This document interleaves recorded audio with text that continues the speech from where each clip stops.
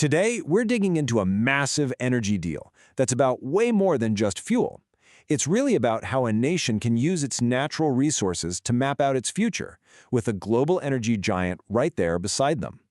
This is the story of Oman, BP, and a handshake that's going to shape energy for years to come. I mean, think about it. It's the ultimate question for any country, right? For a place like Oman, which is rich in natural resources, the answer is all about a careful balancing act. How do you use what you have today to build a totally sustainable, prosperous tomorrow? And for Oman, that future really does kick off with this handshake. It's a pact with the global energy player BP, and it locks in a partnership that's going to send ripples across the globe for almost a decade. 9 years. In the super fast-paced world of global energy, that might as well be an eternity. This is not some short-term fix. Nope, this is a long-term commitment that screams stability in a pretty uncertain world. Okay, so what's actually in this 9-year handshake? Let's get into the nitty-gritty of the deal between Oman LNG and BP. So, the deal itself is pretty straightforward, but the scale is just massive. You've got Oman LNG, the seller, agreeing to supply BP with 1 million metric tons of liquefied natural gas, that's LNG, every single year. And like we said, this thing has legs. It starts in 2026 and runs all the way through 2035. Now, the contract uses this term you see a lot in global trade, free on board, or FOB. It sounds complicated, but it's really not. It just means that Oman LNG's job is done once the gas is loaded onto a ship at their port. From that moment on, it's BP's baby. They handle all the shipping and logistics to get it wherever it needs to go. But here's the thing. For Oman, this deal is about so much more than just selling gas. It's a really critical piece of a much, much bigger puzzle for the nation's future. And you don't have to take my word for it. Oman's Minister of Energy and Minerals, Salim Al-Ofi, he put it perfectly. He said this is about two key things: money and relationships, securing the revenue to build the country, and making the strategic ties with major global players like BP even stronger. And that revenue? Well, that's the fuel for something called Oman Vision 2040, which is the country's huge roadmap for the future. So this gas deal isn't just funding the government day-to-day, it's funding a total national transformation. It's the financial bridge that'll help them move their economy beyond oil and gas, and, get this, it will actually help fund their big move into renewable energy. Plus, it solidifies their reputation as a super reliable, rock-solid energy partner on the world stage. And this chart just brilliantly shows how well their strategy is working.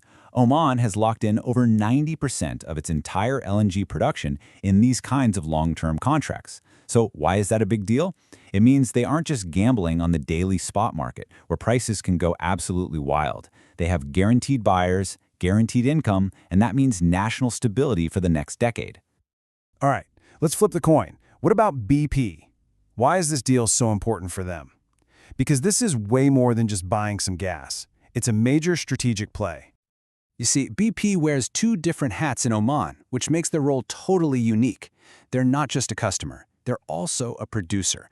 So on one side, they are upstream, running the gigantic Block 61 gas field that pulls the raw gas out of the ground. And on the other side, they're downstream, buying the finished, liquefied product. They are literally involved from the very start to the very end of the chain. And the sheer scale of their upstream role is, well, it's staggering. Just look at this. Over a third, 35% of Oman's entire natural gas supply comes from that one field that BP operates. To say they're critical to Oman's energy production is, frankly, a massive understatement. So the key takeaway here is that this deal is a huge strategic win for BP. It gives them a guaranteed, long-term supply of LNG from a partner they're already deeply invested with. It beefs up their global gas trading portfolio, and maybe most importantly, it deepens their strategic relationship in one of the Middle East's most important energy hubs. Of course, a deal this big doesn't just happen in a vacuum. It sends out shockwaves across the entire global energy map. So let's zoom out and see where this Omani gas is actually going. For a long time, most of Oman's LNG flowed east to traditional partners like Japan and South Korea.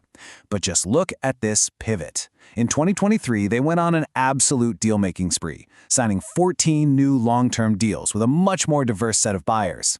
Now, starting in 2026, their portfolio is going to be beautifully balanced between their loyal Asian customers and a whole new wave of European buyers, including the first-ever contracted shipments to Germany. And here are just a few of those new partners. You've got BP, of course, with its global portfolio, Botash over in Turkey, PTT in Thailand, and Cefe, which is the company that's going to bring Omani gas to Germany. This diversification isn't an accident. It's a deliberate strategy to expand Oman's reach and boost energy security for a whole lot more countries. And all of this has cemented Oman's position as a real heavyweight in the LNG world. In the Middle East, they're now number 2, right behind the Titan Qatar.